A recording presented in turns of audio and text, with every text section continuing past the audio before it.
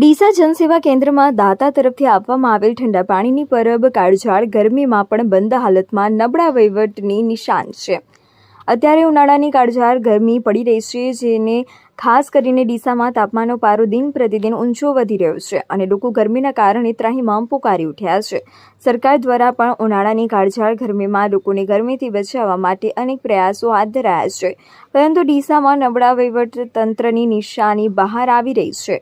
ડીસા સરકારી કચેરીઓમાં વહીવટી તંત્રની અનેક બેદરકારી દિન પ્રતિદિન બહાર આવી રહી છે, ત્યારે જનસેવા કેન્દ્રમાં આવતા અરજદારો માટે એક દાતા તરફથી પીવાના ઠંડા પાણી માટે કુલર સાથે વ્યવહાર ઊભી કરી આપવામાં આવી હતી, જે બાદ જનસેવા કેન્દ્રમાં દાખલા કરાવવા માટે આવતા વિદ્યાર્થીઓ અને અરજદારોને પીવાનું ઠંડુ પાણી મળી રહેતું હતું, જ્યારે હાલમાં ઉનાળાની કાળઝાળ ગરમીમાં દાતા તરફથી મૂકવામાં આવેલ કુલર બંધ હાલતમાં હોય, પાણીની પરબ બંધ હાલતમાં નજરે પડી રહી છતાં જનસેવા કેન્દ્રમાં ફરજ બજાવતા વહીવટીતંત્રના અધિકારીઓ એક કુલર રિપેરિંગ કરાવી શકતા નથી। જે બાબત એ છે કે સરકારી અધિકારીઓ કેવો વહીવટ કરતા હશે। જનસેવા કેન્દ્રમાં હાલમાં પૈસા ખર્ચીને મિનરલ વોટર જગ મૂકવામાં આવી રહ્યા છે, પરંતુ તૈયાર પાણીની પરબ ચાલુ કરાવી શકતા નથી।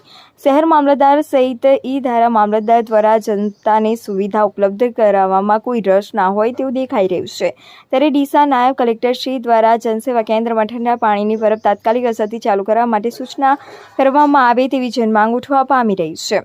ડીસા શહેરમાં ફરજમાં બેદરકારી દાખવતા વહીવટીતંત્રના અધિકારીઓ અને કર્મચારીઓ સામે જિલ્લા કલેક્ટરશ્રી દ્વારા યોગ્ય તપાસ કરાવે તે પણ ખૂબ જરૂરી છે।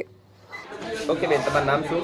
મારું નામ ચૌધરી ચંદ્રિકા કસ્તુરજી છે। હું અહીંયા નોન ક્રિમિનલ કઢાવવા માટે આવી છું।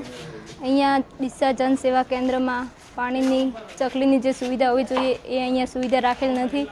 હા, અહીંયા કેરબા મૂકેલા છે, પણ એ કેરબા બપોર પછી એમાં પાણી હોતું નથી।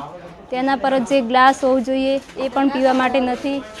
એટલે અહીંયા મારા જેવા અને મારા સિવાય પણ ઘણા વિદ્યાર્થીઓ આવે છે અને એમને પણ આ ગરમીમાં પાણીની કોઈ સુવિધા મળતી નથી। બેન, આટલી બધી ગરમી પડે છે ત્યારે પાણી વગર ન ચાલે અને પાણી નથી, કેવું કહેવાય? એ પાણીની સુવિધા કરવા માટે મામલતદારને મારી નમ્ર વિનંતી। ઓકે, તમારું નામ શું છે અને અહીંયા આગળ પાણીની વ્યવસ્થા નથી, શું? મારું નામ ચૌધરી ભરે છે। હું રામપુરાથી આવ્યો છું અને અહીંયા જનસેવા કેન્દ્રમાં ક્રિમિનલ કઢાવવા માટે આવ્યો છું। અહીંયા પાણીની વ્યવસ્થા જોઈ તો 4 કેરબા પડ્યા છે। અહીંયા મિનિમમ રોજના 300 જેવા વિદ્યાર્થી આવે છે, પરંતુ પાણીની વ્યવસ્થા છે નહીં। 4 કેરબા પડ્યા છે, એના ઉપર 4 જ ગ્લાસ છે અને એ પણ હાલ જ જોયા તો ત્યાં 2 જ ગ્લાસ હતા। ગ્લાસની પણ સુવિધા છે નહીં। એ માટે હું અપીલ કરું છું કે અહીંયા પાણીની વ્યવસ્થા કરાવે, કંઈક ઠંડુ પાણી આવે એવી સગવડ કરાવો।